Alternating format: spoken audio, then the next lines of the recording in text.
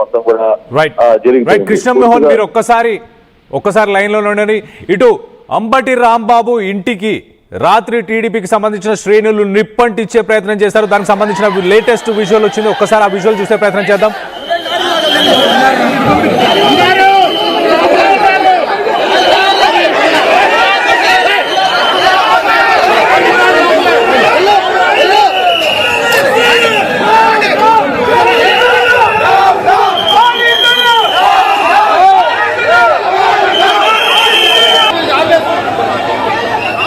Right రాత్రి అంబటి రాంబాబు ఇంటికి నిప్పంటించే ప్రయత్నం చేశారు టీడీపీకి సంబంధించిన శ్రేణులను మన విజువల్లో చూడొచ్చు.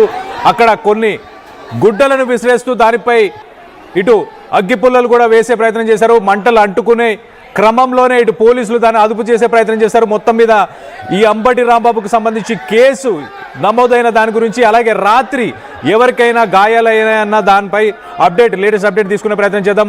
మా ఏపీ ఇన్పుట్ ఎడిటర్ కృష్ణమోహన్ అందుబాటులోనే ఉన్నారు. కృష్ణమోహన్, రాత్రి అంబటి రాంబాబుకి కానీ తన ఫ్యామిలీ మెంబర్స్కి కానీ తనతో పాటు ఉన్న వైసీపీ నేతలు ఎవరికైనా గాయాలైనాయా?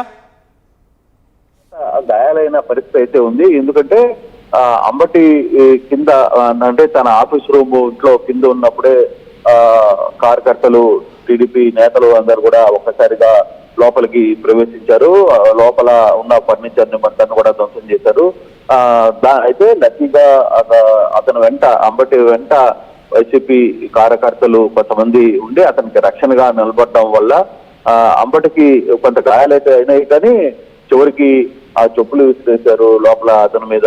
తర్వాత కర్రలతో కొట్టే ప్రయత్నం జరిగింది. ఇద్దరు ముగ్గురు అతని మీద దాడి చేశారని స్థానికంగా చెప్తున్నారు. కొన్ని పేర్లు కూడా బయటకు వస్తున్నాయి. అతన్ని దాడి చేసే ప్రయత్నం చేశారు. చేతికి కూడా గాయమైంది. వైసీపీ కార్యకర్తలకు కూడా అతని రక్షణగా ఉన్న వైసీపీ కార్యకర్తలు కూడా కొంత దెబ్బలు తగిలాయి. అయితే రాత్రి నుంచి జరుగుతున్న ఈ విషయంలో ఒక రకంగా పోలీసులు వైసీపీ కార్యకర్తలు లోపల అతన్ని కాపాడకపోయి ఉంటే కొంత పెద్ద స్థాయిలోనే అంబటి మీద దాడి జరిగే ప్రయత్నం అయితే టీడీపీ కార్యకర్తలు చేశారు. అయితే వాళ్ళు క్లియర్ గా ఒకటే చెప్తున్నారు.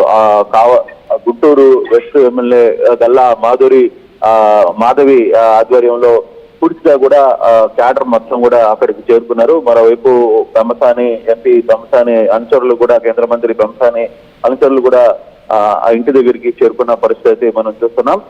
వాళ్ళందరూ కూడా ఒకసారిగా దాడి చేసే ప్రయత్నం. అందులో వాళ్ళ డిమాండ్ కూడా ఒకటే, మాకు అంతకు ముందు పోషుడికే అన్న ఒక పదానికి పార్టీ ఆఫీసు మీద వైసీపీ వాళ్ళు పూర్తిగా దాడి చేశారు.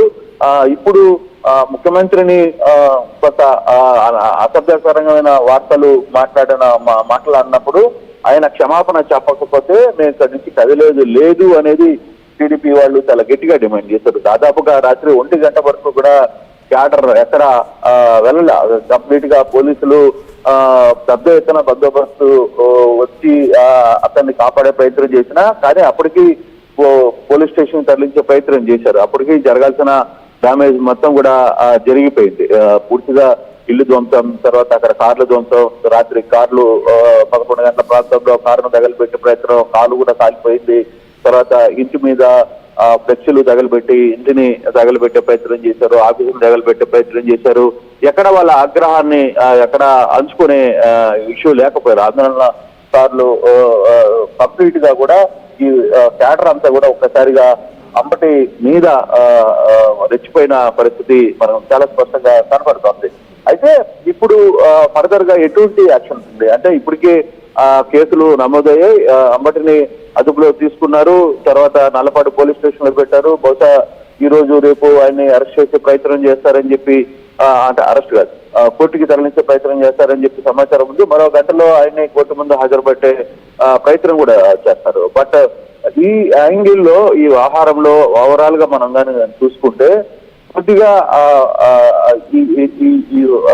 ఫర్దర్ గా జరుగుతున్న వైసీపీ శ్రేణులు ఏ విధంగా దాన్ని రియాక్ట్ అవుతాయి. నిన్న జగన్మోహన్ రెడ్డి కూడా ఫోన్ చేసి మాట్లాడానని ఒక సమాచారం ఉంది, అంబటికి ధైర్యం చెప్పారని ఒక సమాచారం ఉంది.